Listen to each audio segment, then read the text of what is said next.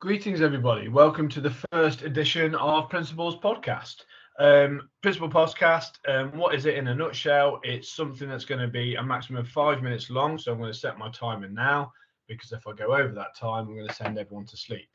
But Principals Podcast, what is it? This is episode 1. It's week beginning 18th of September. And yeah, so why? Last academic year, towards the end, I met with lots of parents through the Principals Informations Evening. And they said the one thing they'd like to really improve is the communication, which is absolutely fair reflection and fair feedback. So this is me acting on that feedback. I want to give you the information that you need. I want to communicate in a way that's effective and a way that's personal. And because I know parents are wonderful parents or supportive parents want to be engaged. And you will be engaged if you know what we're doing and why we're doing it. So this is me sharing that information. What will these podcasts include? I might review what's happened in the week previously or the fortnight previously. I might celebrate some school achievements, some individual achievements. I might provide some guidance for things that I think would be useful for you to know, things happen nationally or locally or regionally, whatever it may be. I'll share some notices and information and some reminders. I might explain aspects of school life, what we do, why we do it, how we do it. So, you can understand where we're coming from and that things aren't, plucked from the air. There's a rationale and a reason behind what we do. And it might preview what's around the corner. So I'll use it as an opportunity to remind you about things like parents' evenings and whatnot. So for this first episode, I wanted to do a review on the first couple of weeks. I'm really, really happy with the start that we've made as a school. The students have come back and they are absolutely on it. We'll walk around classrooms and it's just students learning, high quality teaching, and I can't thank students and parents for the incredible start that we've had. But there's two types of start to the new year. The first one is the staff year. And I'm really fortunate. I work with such an incredible staff team that they agreed to start back a day early. So I had an extra inset and started back a day early because they know how important this year is for the students and the school, and they wanted to get off to the strongest start possible. So we had staff inset, and rightly, I get people ask me all the time, what does staff do at an inset? So I just thought I'd share it because, if I was a parent, I'd want to know, and I am a parent, and I'd want to know what's happening in my children's inset days. So we addressed key changes to the school and reinforced the rationale behind it.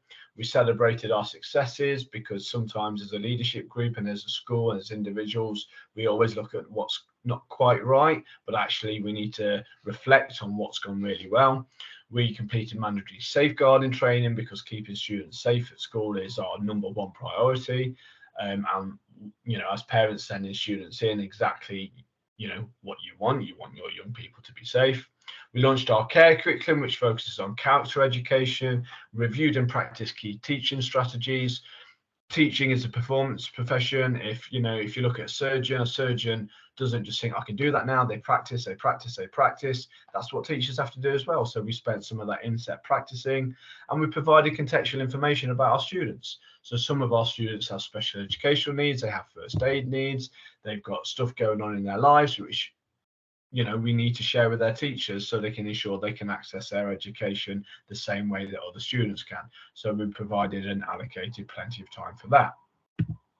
And then it was a student start. So students had a sort of stage start with different year groups starting on different years, but all of them underwent the orientation program, which is a 2-day program before they start learning about their subjects and before they go to normal lessons.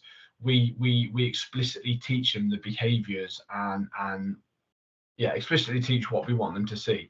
You can't just tell kids what they need to do. You need to show them what good looks like. You need to take them through the rationale why. You need to show them what the positive impact will be if they do it, and you need to allow them time to practice. So that's what orientation is for us. So it includes a tour and a practice of the school where we'll show them how to line up, where to line up, how to walk throughout school, how to keep on the left so it's a safe environment for our vulnerable students, and so we're avoiding large crowds in small areas.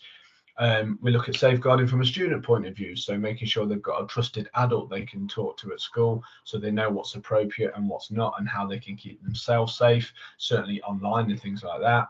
We look at character development through our care curriculum, which is just important as our academic curriculum. We look at Project Care, which is all about our values, which I'll talk about in our next episode. And we look at the science behind how learning works and how we structure lessons and why and what the evidence says and what the research says, because it's not just plucked out of thin air, there's a rationale behind it. And we looked at the importance of community. And actually, Ilkeston's a great place to live, so be proud of it, be proud of the school, be proud of the community, and treat it with respect.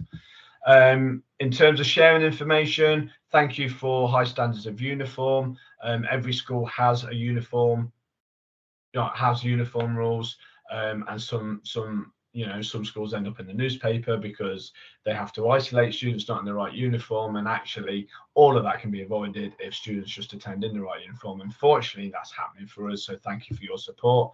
Please make sure you're on class charts, because that's how we communicate with you. Homework, behaviour points, reward points, timetable, attendance, all accessible via class charts. Thank you for high attendance so far. We can't do the good work we do as a school if your child isn't at school. So please make sure they're attending each and every single day. And homework this week starts in earnest. So please make sure you're on class charts and you're helping support your child do their homework. If they do their homework, they're more likely to learn the key information and now therefore more likely to meet their potential.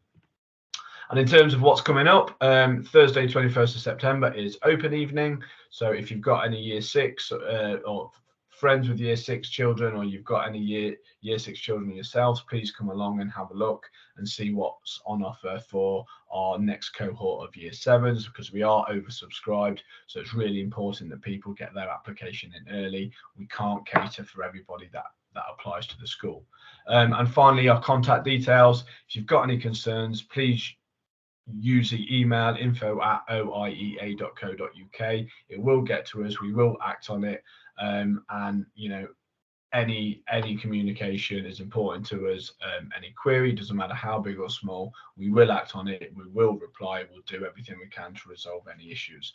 So I hope you've enjoyed the first podcast. I hope it's been worthwhile. I have gone slightly over my 5 minutes, but it's because it's a first episode and I was explaining what it all is about. It will not be this long next time. So until next week, thank you very much. I look forward to talking to you soon.